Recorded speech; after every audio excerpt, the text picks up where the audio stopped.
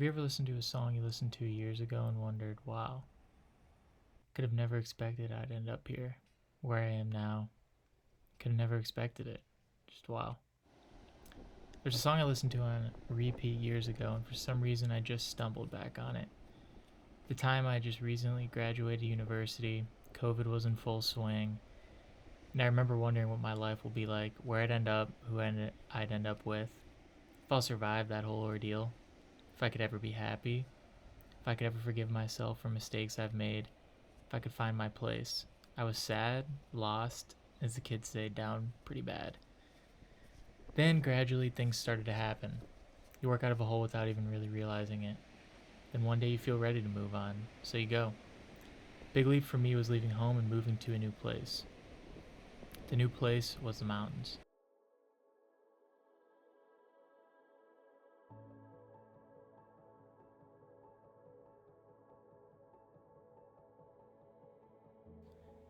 Pre-COVID, I thought about this move, but it seemed too scary, too distant.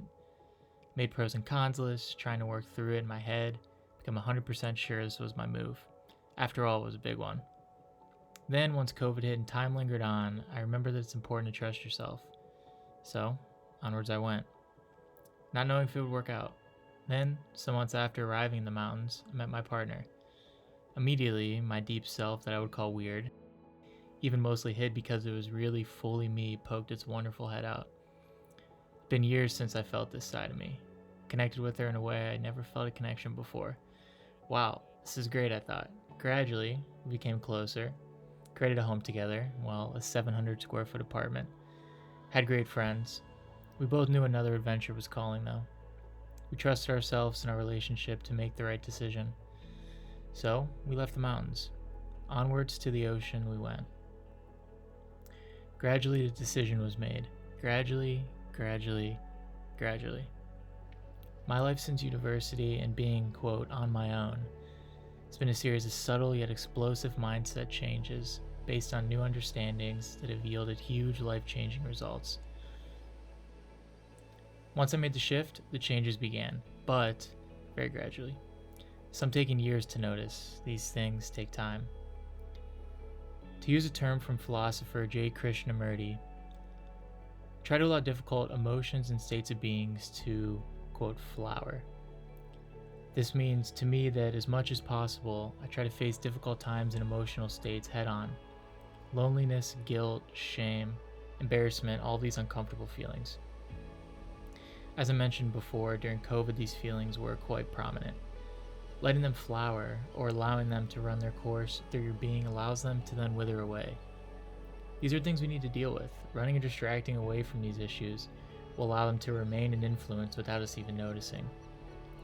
All these feelings seem overwhelming, but gradually approaching them through meditation, quiet reflection, therapy, anything to understand and allow space for the work to be done.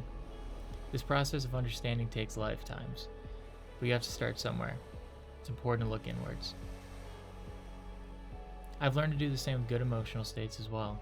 Try to let the good times run their course and have learned to enjoy them while they last. Maybe they'll last, and maybe they won't. There's so much joy in these times and so much learning in the tough times. Here's some other core ideas in my mindset so far that I've realized over time. Life is an adventure. Trust yourself and follow opportunities. Have courage to make scary decisions and listen to your intuition. Life is beautiful. Wow. Is it beautiful? Take time every day to experience beauty. Light on a building, rain tapping on the roof, snow in a field, water lapping, birds singing. Beauty is everywhere.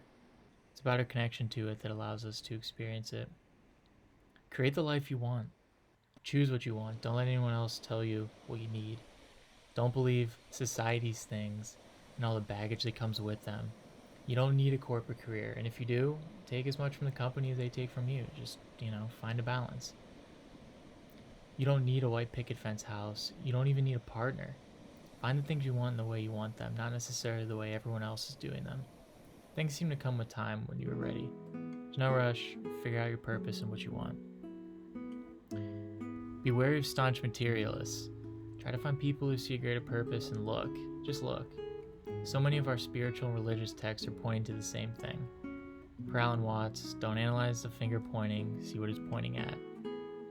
Mindfulness is our greatest gift. Find it however you can. Meditation, yoga, climbing, lifting weights, walking or running or writing or talking or working. All these things. Presence leads to transcendence, which leads to love. And finally, love is everything. The world seems to be in a transitional phase right now. Gradually, we can learn and grow as people, and that starts from within. Each of us plays a part in this transition, so gradually let's find our purpose and work toward a better world. Neville Goddard states, "The world cannot change until you change your conception of it, as within, so without. Nations as well as people are only what you believe them to be. No matter what the problem is, no matter where it is, no matter whom it concerns, you have no one to change but yourself.